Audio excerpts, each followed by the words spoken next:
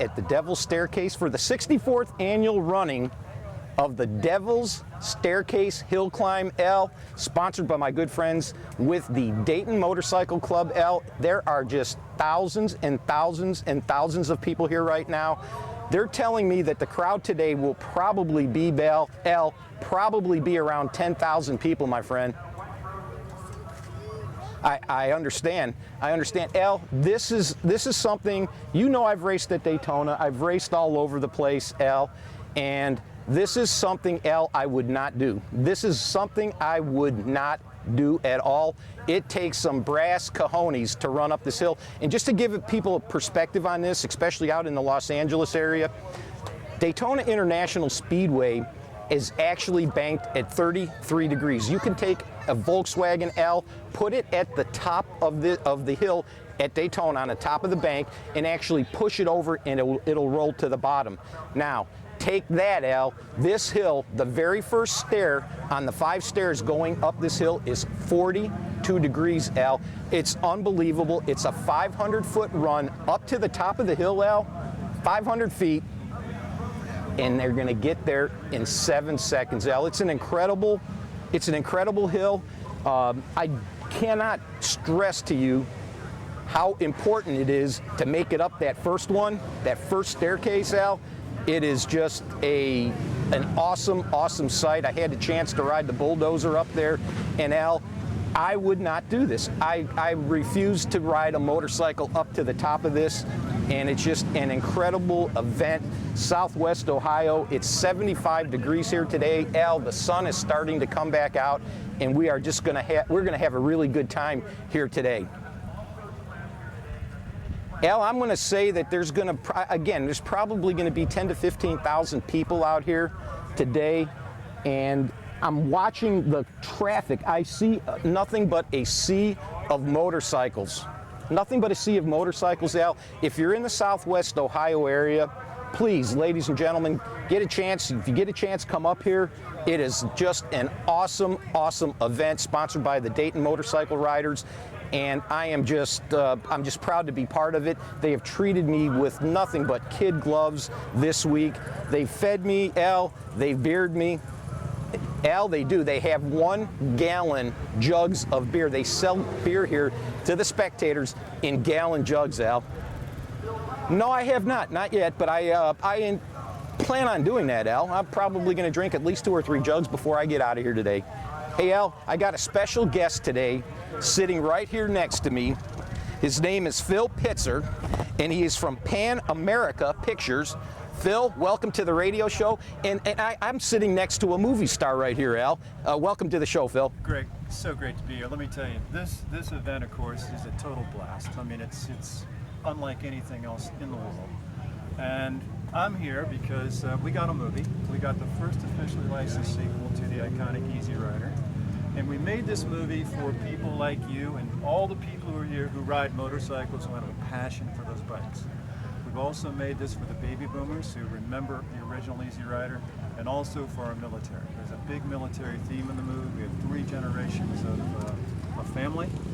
And it's basically taking the original film, taking Peter Fonda's character Wyatt, and giving him a backstory, taking that original mythology that Peter and Dennis and Terry Southern put together and expanding on it. So we're here. We're going to be at a lot of motorcycle events. We do motorcycle events. We love motorcycles. I love motorcycles. You love motorcycles. So we want everybody to get the news that this movie is out, because we're not a big studio film. We're like the original. We're an independent film, and everybody come and grab a copy of this DVD, and if you dig it enough, let them know you want to see it in theaters. Well, let's talk about that, Phil. Where can people, first, let's talk about it. Where can people get the DVD? Where can they buy it? Right now, you can get the DVD at Amazon, and you can get it at Barnes & Noble. If enough people express an interest, then, you know, they're going to be able to get it everywhere. But again, we're just trying to get the energy behind this. We've got a really cool movie. We've screened it. It's gotten great reviews so far. We've got a really cool ensemble cast, and it's true to the original film. It's what we call in the business a backstory sequel. And Cherie J. Wilson from Walker, Texas Ranger in Dallas is the female lead in the film. Jeff Fahey, who has done tons and tons of movies, is in it. Michael Nuri from Flashdance days is in it. Rance Howard, Ron Howard's father, is in it. Michelle Borth, who's now on Hawaii Five-0, is in it. So we're really proud of our ensemble cast, and it has great energy, same tone and texture as the original movie. Man, that is incredible. I mean, the posters that I've seen of the movie, and just sitting here talking to you now, you're a biker. You've actually have the motorcycle that was in the movie is your personal motorcycle. Yeah, it is one of my personal bikes. We had 2 bikes built for the film because you need a backup bike when you're shooting the movie, because if one ain't working, you got a problem. So a bike builder named Jack Lepler did faithful reproductions, one of which I bought for myself, and I still have. The other one is in a museum in Texas. Wow. And now, you're not from the Ohio area. You're actually from Aspen. You have a home in Aspen, and you call Aspen home. How do you like being here at the Devil's? This is not your first. This is not your first go around here, but Devil's Staircase. Talk a little bit about it, the excitement about it, about the movie, and about just being here, because I know you're going up on a stage here shortly. Well, not my first rodeo at Devil's Staircase. Have been here before, and again, I know you're trying to describe this for the radio fans. You can't describe it. You have to be here. You have to experience it. There's an energy, there's a camaraderie, there's a rush, and when they start revving these babies up and flying up that hill, you got to see it to believe it. It's, you know, they really should cover this thing on television, well, because it's worth it. Well, as a matter of fact, now the executives at ESPN tell me I have a face for radio, and I'm not sure if that's true or not. Oh, they're kidding you, but man. I'm hoping they're kidding. Yeah, they're something like that. I mean, I just keep telling them. But next year, I'm going to bring the stage here. Hopefully, you'll be here next year, and we can celebrate millions of copies of this movie being sold.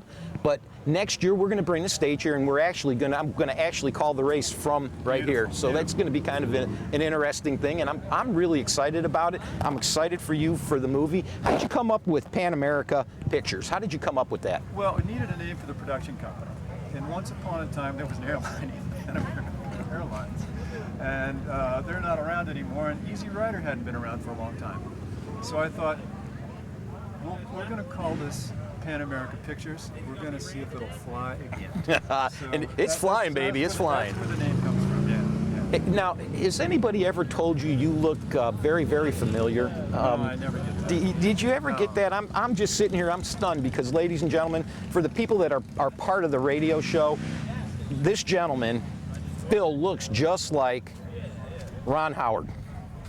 I get that all the time. Actually, it's usually Abraham Lincoln. Oh, damn. You don't want that, do you?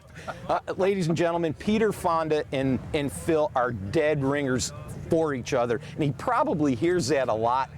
But I tell you what, no better part in the movie. How did you come up? How did you get cast for this movie?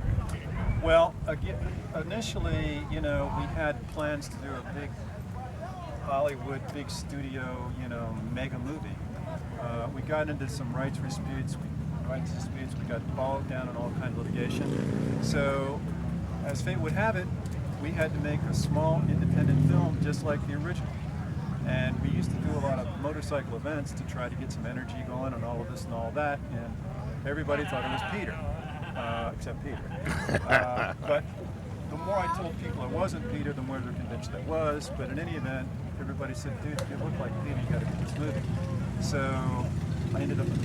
You know what? I mean, you look at this and you look at the movie, and I can't wait to get a copy of this movie. But when you look at it, how hard was it to really do this movie, and how long did it take you to actually produce it? Anybody who thinks making a movie is not an epic journey is crazy. I mean, Jack Nicholson himself said it, making movies is hard. And it is hard. It's difficult because you're creating art, and the further you get into it, the more obsessed you get with it, and the more you want every frame and everything to be just so. But I hope people will take a look and give us a chance, because I think they're going to be impressed.